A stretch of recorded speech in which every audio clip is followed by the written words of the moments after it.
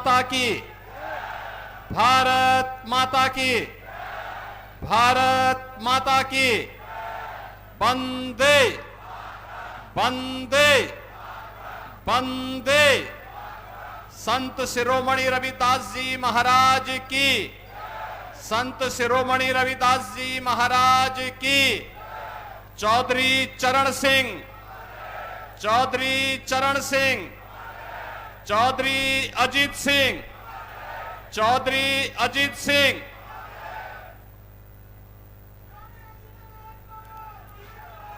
आज के इस कार्यक्रम में मंच पर उपस्थित केंद्र सरकार में कौशल विकास एवं उद्यमिता मंत्रालय के माननीय मंत्री चौधरी जयंत सिंह जी, उत्तर प्रदेश सरकार में मंत्रिमंडल के मेरे वरिष्ठ सहयोगी श्री अनिल कुमार जी, प्रभारी मंत्री बागपत श्री जसवंत सिंह सैनी जी, प्रदेश सरकार के राज्य मंत्री श्री केपी मलिक जी, लोकप्रिय सांसद श्री राजकुमार सांगवान जी, माननीय सांसद बिजनौर श्री चंदन सिंह चौहान जी, हमारे लोकप्रिय विधायक डॉक्टर अजय कुमार जी, श्री योगेश धामा जी, श्री गुलाम मोहम्मद जी, मंच पर उपस्थित हमारे सभी माननीय विधायकगण, भारतीय जनता पार्टी के क्षेत्रीय अध्यक्ष श्री सत्येंद्र सिंह सिसोदिया जी, जिला अध्यक्ष भारतीय जनता पार्टी श्री वेदपाल उपाध्याय जी, जिला अध्यक्ष राष्ट्रीय लोकदल श्री सुभाष गुर्जर जी, प्रदेश मंत्री भाजपा डॉक्टर चंद्रमोहन जी, पूर्व विधायक श्री शैलेंद्र रमाला जी,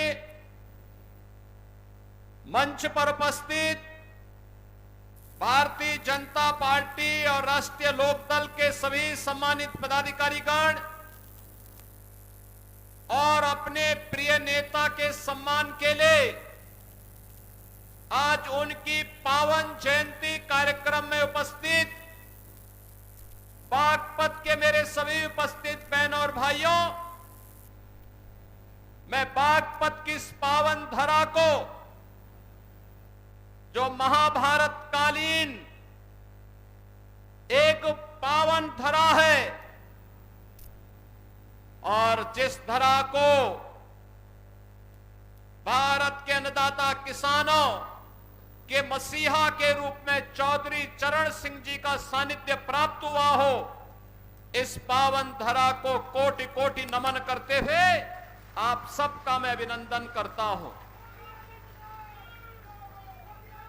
बहनों और भाइयों, एक दुर्लभ संजोग है, आज माघ पूर्णिमा है, संत शिरोमणि सदगुरु रविदास जी महाराज की पावन जयंती और अपने पूज्य पिता की विरासत को,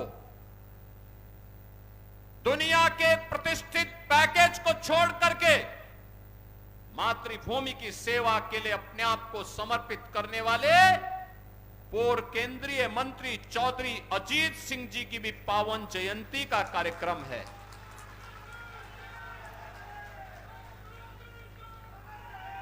उनकी पावन जयंती के अवसर पर आज हमें यहां पर चौधरी साहब की इस पावन भव्य प्रतिमा के लोकार्पण का अवसर प्राप्त हुआ। मैं इस अवसर पर उनकी स्मृतियों को नमन करते हुए प्रदेश सरकार और उत्तर प्रदेश वासियों की ओर से उन्हें विनम्र श्रद्धांजलि अर्पित करता हूं। बहनों और भाइयों, चौधरी अजीत सिंह जी, उनकी प्रारंभिक शिक्षा इस पश्चिमी उत्तर प्रदेश में होती है। वे कालविन तालुकदार कॉलेज लखनऊ में जाकर के उन्होंने सीनियर सेकेंडरी तक की शिक्षा अर्जित की। लखनऊ विश्वविद्यालय में उन्होंने बीएससी किया।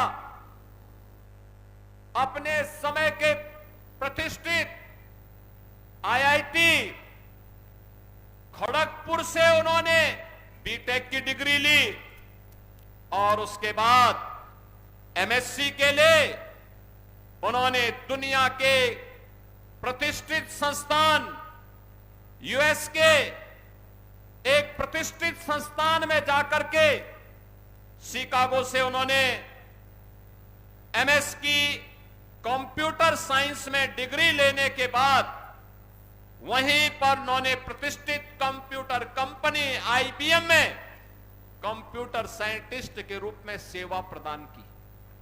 2 दशक तक वहां कार्य करने के बाद उन्हें लगा कि नहीं, ये पैसा, ये प्रतिष्ठा अगर मैं देश की सेवा करके करूं, अपने अन्नदाता किसानों की सेवा करते हुए देश को आगे बढ़ाने में करूं तो और अच्छा होगा। और भारत वापस आने के बाद कुछ समय तक उन्होंने सेवा के कार्यक्रम को बिना किसी दलीय प्रतिबद्धता के साथ आगे बढ़ाया और 1986 से सक्रिय राजनीति में रह करके उन्होंने इस पूरे क्षेत्र को, प्रदेश को, देश को एक नेतृत्व देने की दिशा में आगे बढ़े।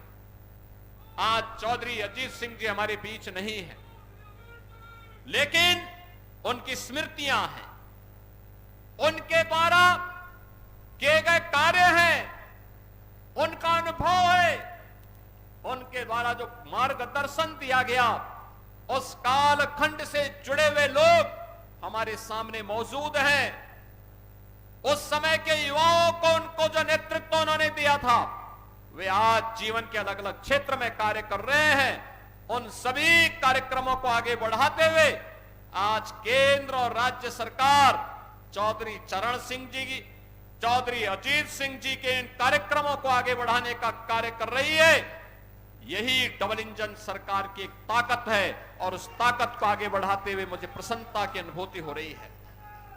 बहनों और भाइयों, आज मैंने यहां पर देखा है बहुत भव्य प्रतिमा चौधरी अजीत सिंह जी की यहां पर लगी है और सचमुच ये पहली प्रतिमा, मुझे बताया गया पहली प्रतिमा यहां पर लगाई गई है।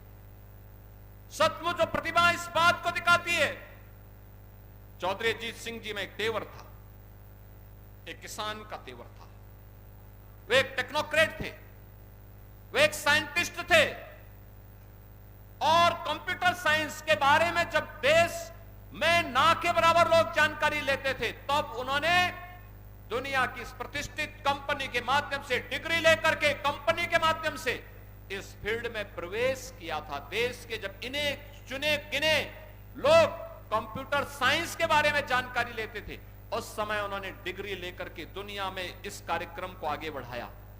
लेकिन जब देश को आवश्यकता पड़ी उनकी सेवाओं की, उस पैकेज को ठोकर मार करके वापस अपने देश में आए और फिर देश की सेवा करते हुए उन्होंने पूरा जीवन अन्नदाता किसानों के लिए, युवाओं के लिए, भारत के विकास के लिए, जीवन के भारत सरकार के अलग अलग मंत्रालयों को नेतृत्व देते हुए उन्होंने इस कार्यक्रम को आगे बढ़ाया।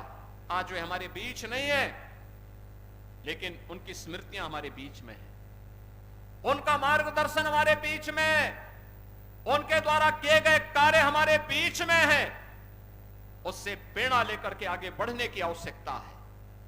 बागपत तो उनके हृदय में बसता था, लगातार यहां के विकास के लिए चिंतित रहते थे।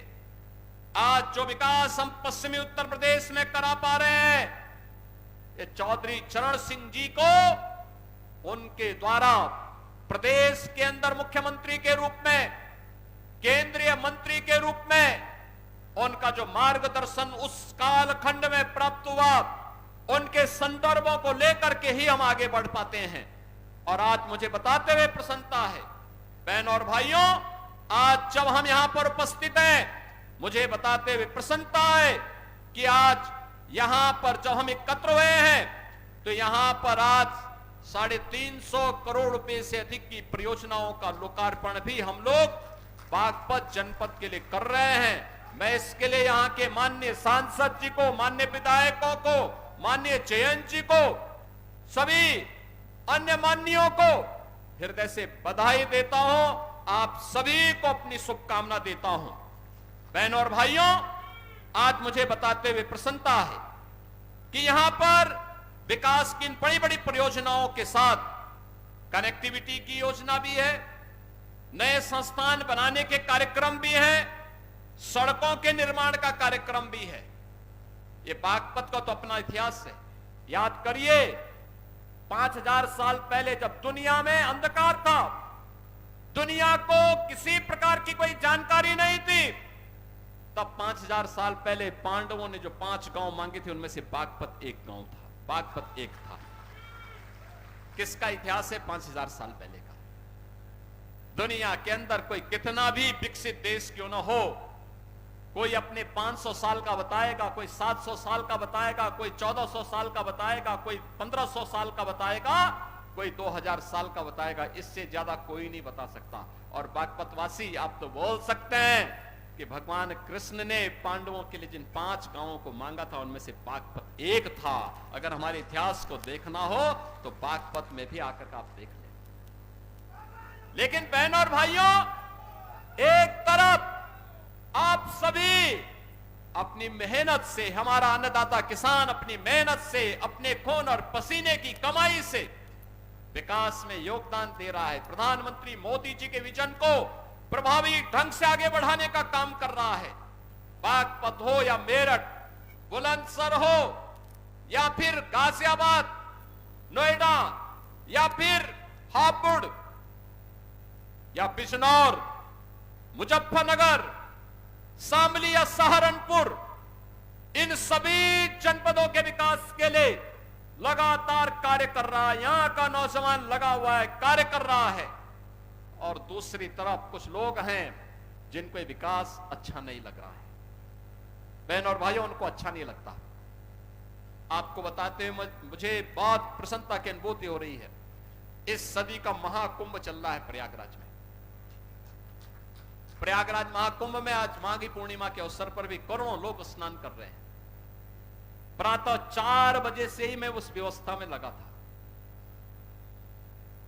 मेरे सामने कल एक परसों असमंजस की स्थिति थी कि मैं यहां पे प्रतिमा अनावरण कार्यक्रम में आ पाऊंगा कि नहीं आ पाऊंगा। लेकिन जब चौधरी जयंत जी का फोन आया, उन्होंने कहा कि कैसे होगा। मैंने कहा आप चिंता मत करिए, मैं दोपहर के बाद, चूंकि प्रयागराज में तब तक काफी बड़ी संख्या में लोग स्नान कर चुके होंगे, और फिर मैं वहां पर कार्यक्रम में भाग लूंगा, जरूर भाग लूंगा। और बहनों और भाइयों, में आया। आप देखिए, ये नया उत्तर प्रदेश है, ये नया उत्तर प्रदेश है। 25 करोड़ की आबादी है और कल तक 50 करोड़ लोग प्रयागराज में मां गंगा, मां यमुना और मां सरस्वती की त्रिवेणी में आस्था का स्नान कर चुके, कल कर लेंगे। यानी 50 करोड़ आबादी दुनिया के अंदर कहां होगी। उत्तर प्रदेश वासियों, आप दुनिया को बता सकते हैं कि आइए, आपको आस्था का स्नान करना हो, हमारे प्रयागराज में आइए। 50 करोड़ लोग महाकुंभ में स्नान किए। लेकिन कुछ लोगों की आदत है, चोरी छिपे उन लोगों ने कोरोना की वैक्सीन लगवाई, लेकिन दुनिया को कहते रहे अरे मत लगाओ। ऐसे ही चोरी छिपे, वो तो आज के दिन पे बहुत कोई छुप नहीं सकता। चोरी छिपे चुपचाप संगम में डुबकी लगा करके आ गए। लेकिन जनता जब पुण्य का भागीदार बनने के लिए, स्नान करने के लिए जा रही है, कह रहे मत जाओ, मत जाओ। लेकिन जनता कहां मानने वाली है। जनता तो उनकी असलियत जान चुकी है। और इसे करोड़ों की संख्या में श्रद्धालु जाकर के आज भी और 26 फरवरी तक रेला इसी प्रकार से आगे बढ़ता रहेगा, कोई संदेह नहीं। लेकिन एक बात समझ में नहीं आता है, जब इनको अवसर मिला था तब इन्होंने कुछ नहीं कहा। याद करिए बागपत के नौजवानों, पुलिस की भर्ती निकलती थी, बागपत का नौजवान पुलिस की भर्ती होने से वंचित हो जाता था। लेकिन अब आपकी भर्ती हो रही है। याद करिए, अभी 60,200 पुलिस के नए भर्ती की प्रक्रिया चल रही है, फिजिकल टेस्ट हो रहा है। अगले 1.5 महीने के अंदर, 1.5 से 2 महीने के अंदर इनकी ट्रेनिंग का कार्यक्रम आगे बढ़ेगा और इस साल के अंत तक यूपी पुलिस को 60,200 नए पुलिस कार्मिक मिलेंगे, बिना भेदभाव के। बागपत का नौजवान भी होगा, मुजफ्फरनगर का भी होगा, बुलंदशहर का भी होगा, गाजियाबाद का भी, हापुड़ का भी, बिजनौर का भी, शामली का भी, सहारनपुर का भी, हर एक जनपद का नौजवान होगा। उत्तर प्रदेश की ताकत का एहसास कराएगा। और उत्तर प्रदेश का नौजवान ही नहीं होगा, उत्तर प्रदेश की बेटियां भी होंगी, क्योंकि उनके लिए तो 20% जगह हमने अनिवार्य रूप से कर दिया है कि बेटी भी इसमें अनिवार्य रूप से भर्ती होगी। बहनों और भाइयों, इन नौजवानों के बल पर ही हम उत्तर प्रदेश की कानून व्यवस्था को देश की सबसे बेहतरीन कानून व्यवस्था बना रहे हैं। बेटी भी सुरक्षित है, व्यापारी भी सुरक्षित है।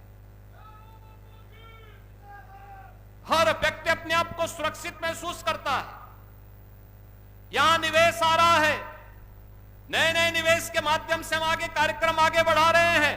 और मैंने तो अभी जयंत जी को बताया है, मैंने कहा हम लोग दिल्ली बागपत देहरादून एक्सप्रेसवे में बागपत के पास एक इंडस्ट्रियल कॉरिडोर का निर्माण का कार्यक्रम कराना चाहते हैं। यहां इंडस्ट्री लगे, इस कार्यक्रम को हम आगे बढ़ाना चाहते हैं। बस उसमें आप लोगों का आशीर्वाद और सहयोग प्राप्त होगा तो हमारे स्तर पर कहीं कोई संदेह नहीं। उस कार्यक्रम के लिए हम लोग पैसे की व्यवस्था भी कर चुके हैं।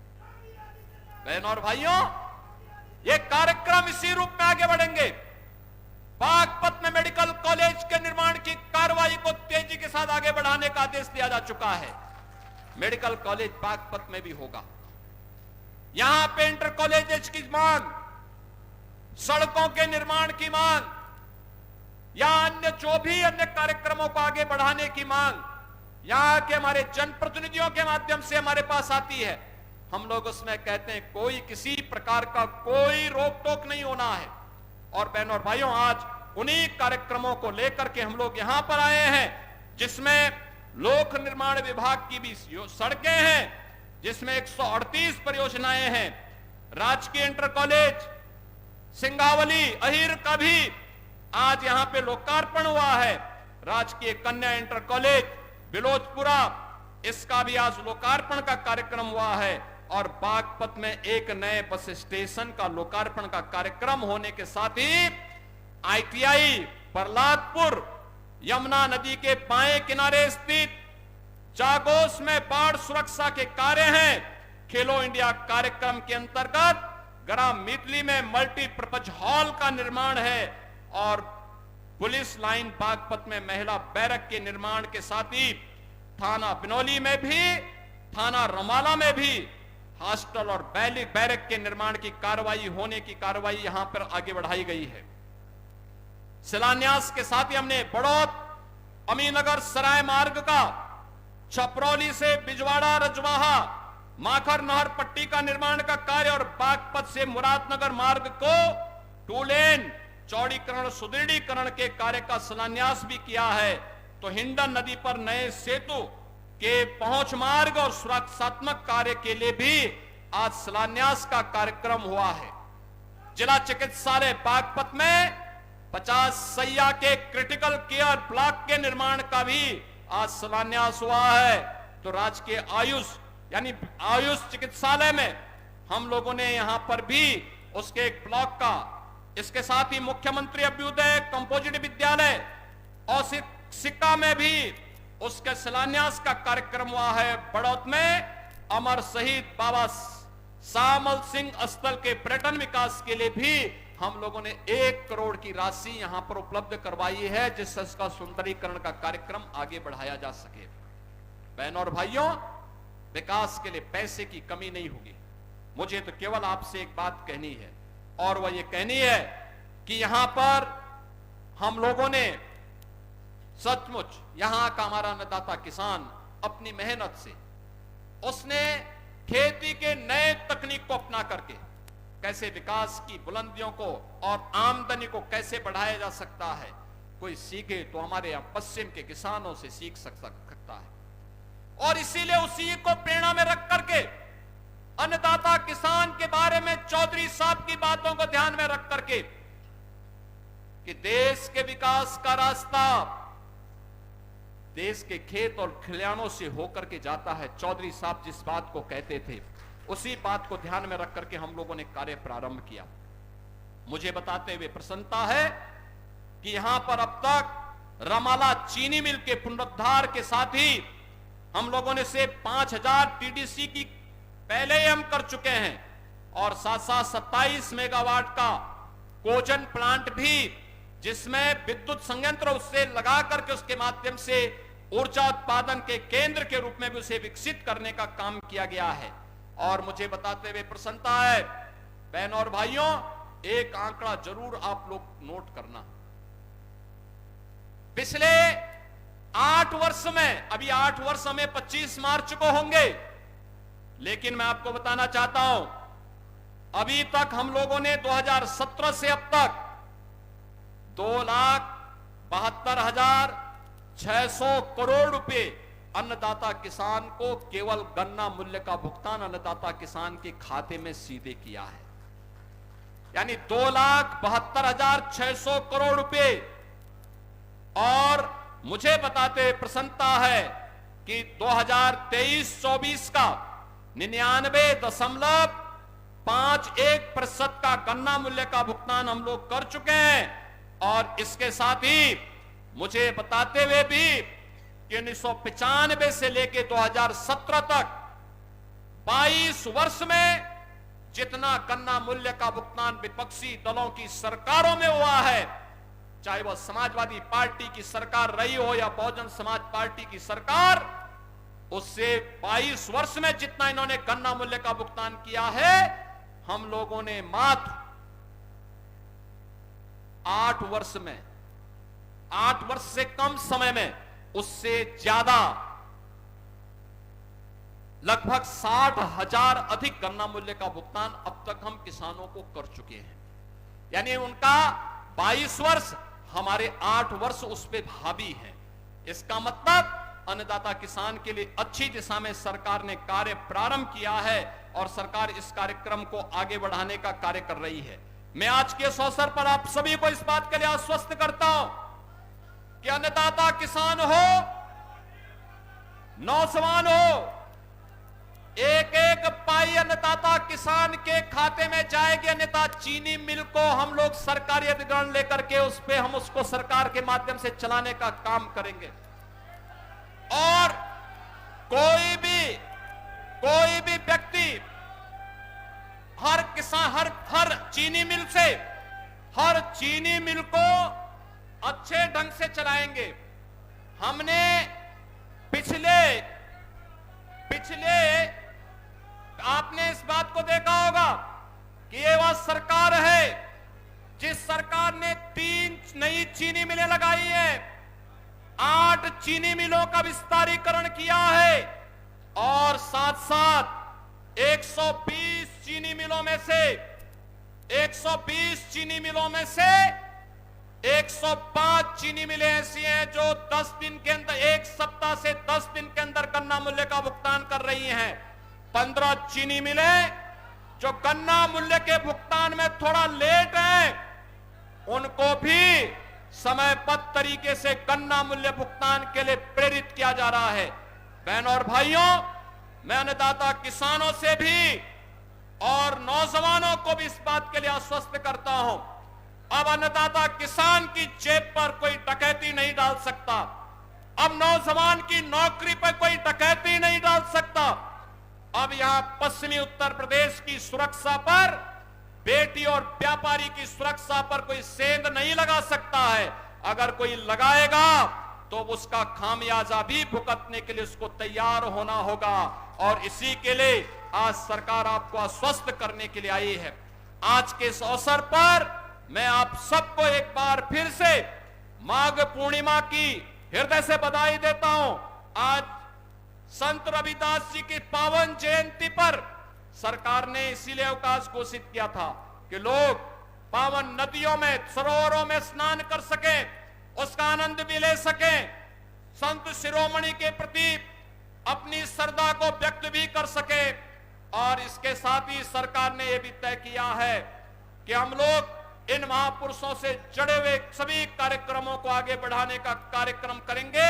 मैं एक बार फिर से अन्नदाता किसानों के प्रति पूरा जीवन समर्पित करने वाले चौधरी अजीत सिंह जी की इस पावन जयंती के अवसर पर उनकी प्रतिमा अनावरण कार्यक्रम में उनके प्रति एक बार फिर से विनम्र श्रद्धांजलि अर्पित करते हुए अपनी वाणी को विराम देता हूं।